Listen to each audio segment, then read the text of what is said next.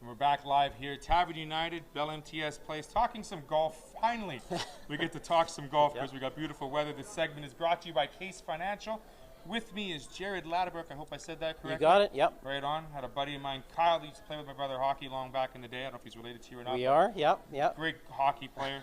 Fantastic family. Anyway, we digress. Let's talk golf. Sure. We have our last week of school. We have our last week of school programming. Right. Fill us in on this program that is set up by Acura. Yeah, so the program that we run regionally, it's administered through Golf Canada. It's the Future Links driven by Acura Golf in Schools program. So we administer it regionally here in the province.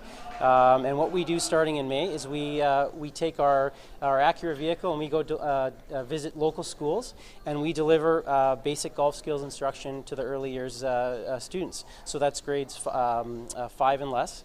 And it's an opportunity for us to link golf with physical literacy and all the positive benefits that come with that, right? And it's neat to see kids link golf to it being a sport and full of a whole bunch of different types of physical movements.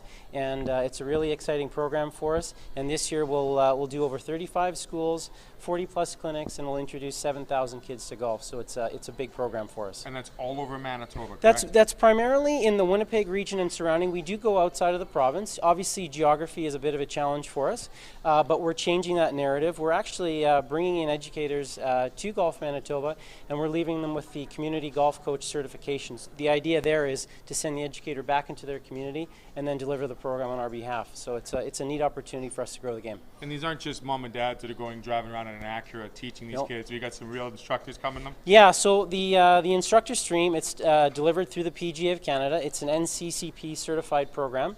So these are individuals who are able to administer the program, everything from safety, understanding sort of the outcomes and benefits of the program, and what are some of the deliverables that we're looking for.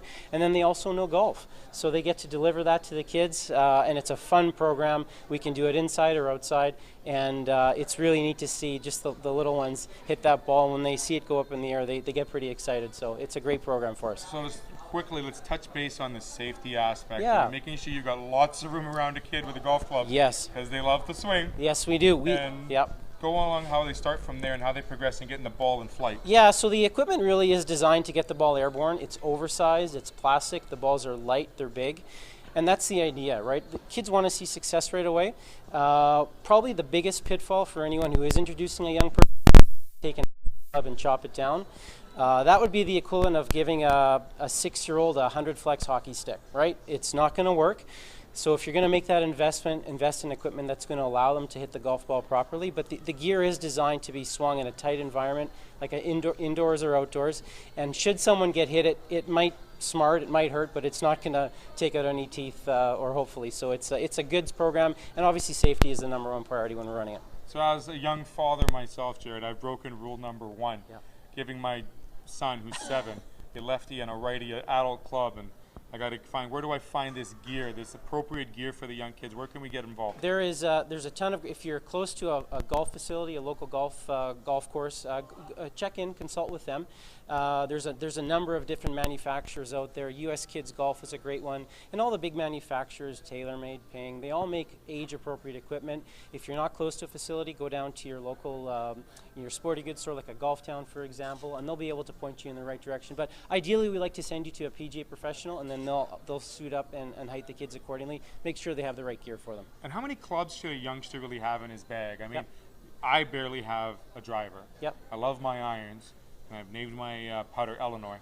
So I mean, how many clubs should a young, 7, 8-year-old really start out with? Like a couple irons and a driver and a putter?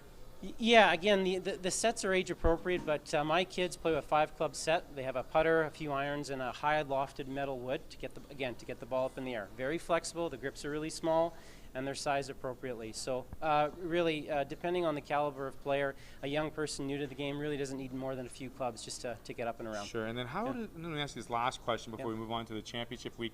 How do you distinguish whether or not a golfer is left-handed or right-handed? Great question. I have a lefty and a righty in my household. My son plays left-handed, and we put it both in his hand, and he gravitated towards the left. Now, he shoots left and bats left as well.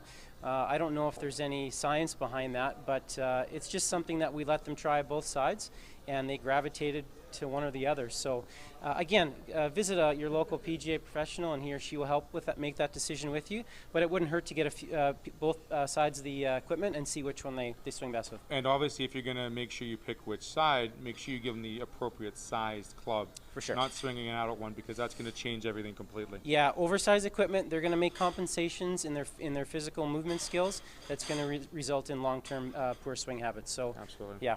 Okay, so that ends this week officially. Yep. The following week we have championships starting. Yeah, so July 2nd to 4th, really, we kick off our major golf events with our, it's the Diamond Athletic Men's Mid-Amateur and the Women's Amateur Championship being held at Selkirk Golf and Country Club, and that really kicks off the start of our competitive season.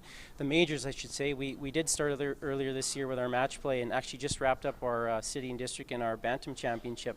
But we're going to kick off with that event. It's going to be, so the Mid-Amateur is 25 and up for men, and the Women's Amateur is open to all female competitors, and that's going to be 3 days of great competition, and from there we'll be able to determine the top 3 players will go on to represent Manitoba in interprovincial competition through our national events that are facilitated through Golf Canada. And that continues through the months of July and August. Yeah, then we follow up just a few days later with the Manitoba Junior, the men's and ladies championships, and then that's July 6th through 9th being held at Elmhurst Golf and Country Club and Pine Ridge Golf Club. The following week, we're at Quarry Oaks for the Not Autocore Men's Amateur Championship, which is one of our big events as well. And then at the end of the month, we're up in Carmen for our senior championships, men's and ladies. So you definitely picked 5 tracks that are completely different than yourselves. Yeah. I mean, Selkirk's has got its own quips and quarrels. Yep. Talk about the ridge. I mean, if you're not inside 50 yards, everything is like putting on the roof of a car. Yeah. I've been there several years and worked there several years. Those greens are wicked fast, wicked hard. Yeah. And you got to be a good putter. And you talk about Corey. Yeah. If the wind is up, if the wind is down, if it's raining, make sure you got some extra balls, because it's a lot of islands. Yeah, we're fortunate that our member clubs have been really accommodating this year. We have some great championship venues, and we're very privileged and honored to be playing at these events. And it really helps reward the best play. I mean, you can't at all of our venues this year. If you're leaking oil a little bit and hitting it crooked, you're going to pay for it, and that's what they're for. They're there to reward and give the best player the opportunity to go on and move on. So. It's a great opportunity.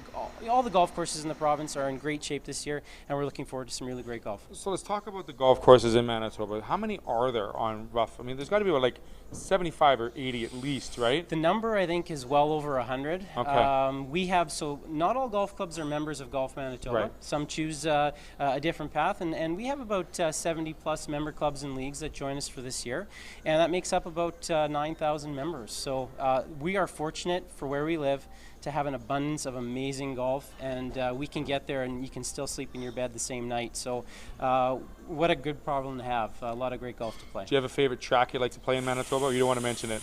Oh, you don't want to boy, be that way? I don't want to be that way. I've got a top 5, so I'm not going to, we don't have to put you on the spot. Okay. But what I want to say is, how do we, membership, making clubs open, making them semi-private, or making them public, how do we promote golf in Manitoba, because it's such a short season? Yeah. You really talk about it this year was a little bit later than last year. Yep. Opening around the beginning of May, late May, middle May, and we'll probably get into September. Public courses obviously will stay open until Thanksgiving, of course. They like to do that. So how do we entice players and people? The membership isn't the right thing, but maybe a semi-private course is something they want to push.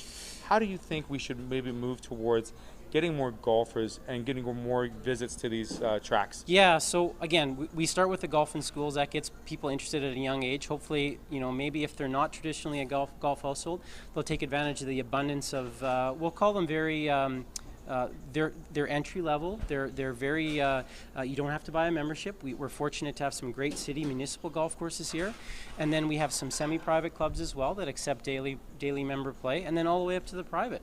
But my recommendation is to go a facility that is that's suitable to your comfort zone. Don't go out and play Quarry Oaks from the black tees to start off. right? Maybe go try Harborview or Crescent Drive or a short course like that, and see if it's for you. And if you want to take it a little more seriously, I highly recommend. Again, I've mentioned it today, but go visit your PGA professional. They are a great resource for instruction and getting you to hit the ball a little bit better and setting you on the right path. So yeah, it's it's about the membership if you're looking for that exclusivity. Sure. The members, the PGA Pro that is at that track that helps tremendously because they're building that relationship with you as the golfer, and also they want to make sure that you feel like the amenities that are included with a golf course and a golf course membership are sufficient in what you're looking for in that membership. So, Jared, I want to thank you very much for explaining the program that starts off everyone for the youngsters and the championship schedule. Get out there and golf. Get out there and enjoy some of those beautiful tracks. We're hopefully going to have a show called From Tee to Green popping up soon here in the coming months. So hopefully get to join us with that, where we get to look at some of these golf courses, their highlights, obviously their trickier plays, some of those greens that we talk about, but as well as discuss things with the PGA Pro there and what brings them or what entices them to be part of that golf course. So, Jared, thank you very much for joining us again. Thank you very much.